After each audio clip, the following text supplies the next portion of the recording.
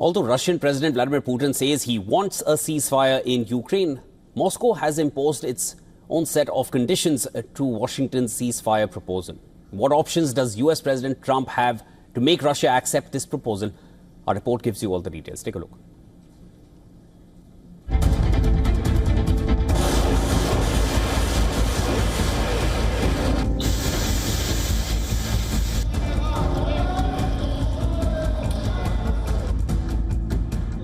As the momentum builds for a ceasefire on the Ukraine war,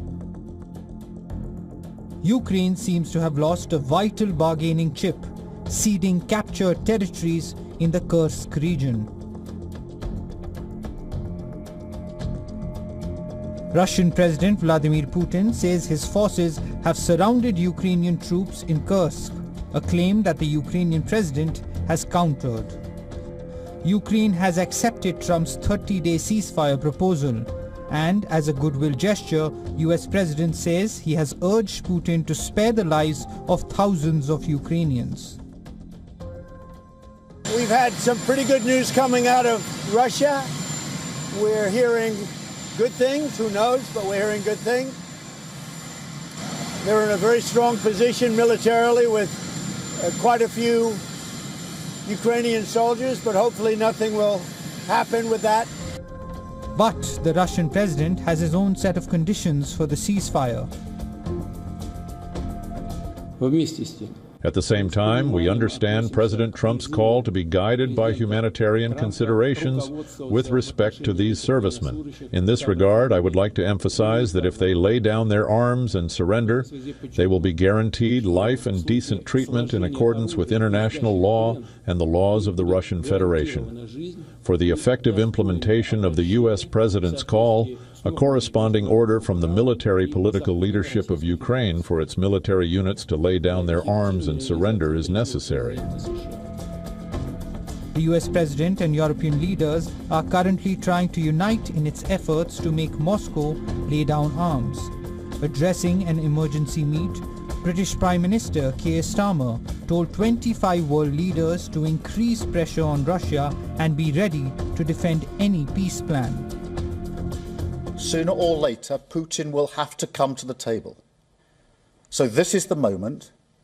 Let the guns fall silent. Let the barbaric attacks on Ukraine once and for all stop and agree to a ceasefire now. Faced with the US ceasefire proposal, the Russian president is navigating between plans for a decisive victory in Ukraine and maintaining ties with the American president. On the other hand, the US president, in his quest to secure peace in Ukraine, seems to have two options to pressure Moscow. The first, to intensify sanctions on Russia, and the second, to pressure countries to stop providing industrial supplies to Russia. With little room to expand primary sanctions, Washington may turn to other countries that share good trade relations with Moscow to stop supplies to Moscow. Last year, the US Treasury named the countries supplying advanced technology to Russia. The list had 275 entities across 17 jurisdictions, in countries including India, Turkey, China and Thailand.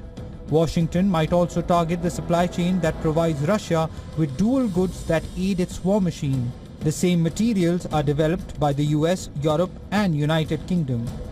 The US president says he was sarcastic when he promised to end the Russia-Ukraine war in 24 hours, but is adamant he will be successful.